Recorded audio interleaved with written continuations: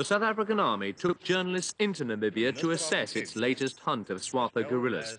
At Oshakati, Brigadier Joep Joubert described how 61 SWAPO sympathizers had been killed for the loss of one South African soldier. He said SWAPO had terrorized Namibian civilians with violent attacks. These included the sabotage of bridges and telephone lines and at least one serious explosion. SWAPO chose to ignore the statement and carried on ad lib with acts of terror within Ovambo.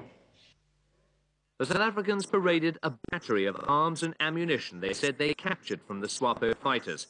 The arsenal included powerful rifles and grenades. It also included clothes that seemed to be bloodstained. Actions were aimed specifically at SWAPO and not against... Joubert said the raid was directed at SWAPO alone and not at the Angolan forces. He spoke of SWAPO atrocities and presented 3 captured SWAPO guerrillas.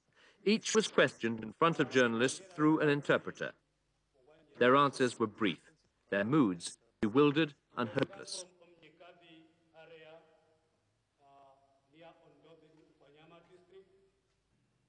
South Africa's largest anti-government group, the United Democratic Front, says a right-wing death squad was behind the recent killings of 4 of its members. The Front's acting secretary, Murphison Morobe, said the international human rights organization, Amnesty International, and the United Nations would be asked to investigate their deaths. The most prominent victim was Matthew Goniwe, a teacher and anti-apartheid activist in the Eastern Cape. Police deny involvement and have offered the equivalent of $500 to find the killers. The Front put up 5 times that much. Another spokesman for the Front, Derrick Schwartz, made it clear that many blacks would suspect a conspiracy behind the deaths. I don't think it's going to be very easy for us to just accept point blank that Matthew has been done away with and there and finished. And a warning that violence could spread across the country came from Dr. Beyers Naude of the South African Council of Churches.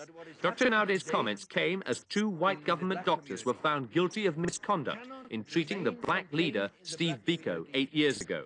Biko died in police custody with serious head injuries. A later inquest failed to decide whether these were caused by police brutality.